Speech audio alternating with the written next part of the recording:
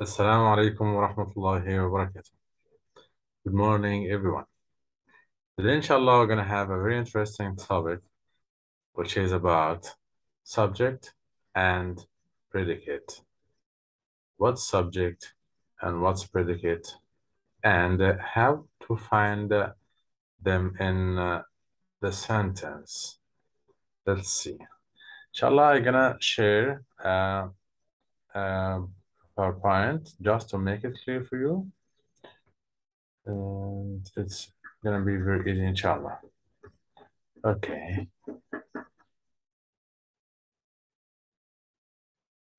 So subject and predicates.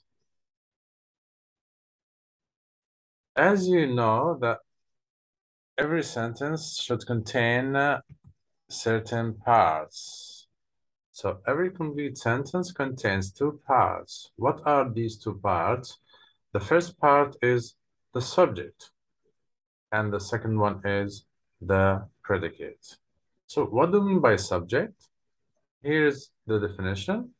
The subject is what or whom the sentence is about, while the predicate tells something about the subject. It's not clear. Let us check some examples. And inshallah, are gonna be very clear.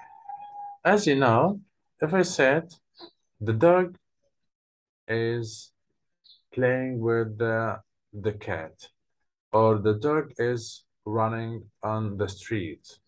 So the subject here is the dog, and the predicate here is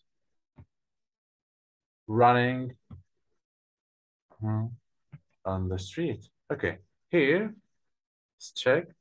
Judy and her dog run on the beach every morning. So where is the subject here? Here's Judy and her dog.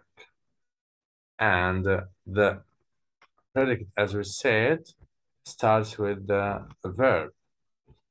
Here, first find the verb and then make question by placing who or what before it. So the answer is the subject, Judy and her dog. So if you said here, run, who is running? Judy and her dog. So what is the subject here? Of course, it is Judy and her dog. What are they doing? So the answer is run on the beach. So this is the predicate. Let's try one more. We spell popcorn on the floor, What's the verb of this sentence? So as we said, the technique here is to underline or to find the verb and then ask a question, who did this verb? So the verb here is spelled. So who did this verb? We. So we here in the sentence is the subject. So we spelled popcorn on the floor. Now decide who or what spelled popcorn. So we. So we here is perfect, is the subject. So first thing is underline or find the verb in the sentence. Then ask yourself a question. Who did this verb or what did this verb? The answer is the subject. Can you find the subject in each sentence below? Let's check. My little brother broke his finger. So first thing we said, underline the verb. So where's the verb here in the sentence? Perfect, it is broke. So who broke his finger? So you need to ask yourself a question. Who broke his finger? My little brother. So the subject here is the answer, my little brother. His uncle Bob asked for the directions. So the same technique, underline the verb, then ask yourself a question, who did this verb? So asked, so this is the verb. So who asked for directions? Who asked for directions? Perfect. His uncle Bob. So the subject here is the answer, his uncle Bob. Those soldiers carried guns. Where's the verb? Perfect. So the verb here is carried, and the rest of the sentence is carried guns. So you need to ask yourself, who carried guns? And the answer is the subject, as you said, which is those soldiers. Last one, our babysitter arrived late. So where's the verb and where is the subject? What to do? Underline the verb. Where's the verb? Arrived. And ask yourself a question. What's the question? Who arrived late? And the answer is the subject. So what's the answer? Our baby sitter. That's the answer of this exercise. Move to the predicate. Can you find the predicate in each sentence below? As we said, the subject is the first part. The predicate is the second part. So my little brother broke his finger. So I have it. It starts with the verb. So broke his finger. His uncle Bob asked for directions. The subject was his uncle Bob. The predicate asked for directions. Those soldiers carried guns. So we said that the subject is those soldiers. Where is the predicate? Carried guns. Our babysitter arrived late. We said that again. Where is the subject? Our babysitter. The rest of the sentence arrived late. And I told you that the predicate starts with the verb. Simple subject and simple predicate. So what's simple and what's compound? Simple means one noun. It's talking about one. Compound means two. Okay, so let's check. Every subject is built around one noun or pronoun or more. When all other words are removed, the simple subject is left. Let's check. What's the difference between the simple and compound? Simple subject, a piece of chocolate candy would taste great. So, a piece of chocolate candy would taste great. The main word in the subject is the noun piece, with the other word of the subject, a or and, other word of the subject, and, pepperoni, pizza, tell about the noun piece is the simple subject. Let's check. Can you find the simple subject in each sentence below? My little brother broke his finger. His uncle, Bob. Those soldier, our baby sitter. Try to think. I'm gonna check the answer.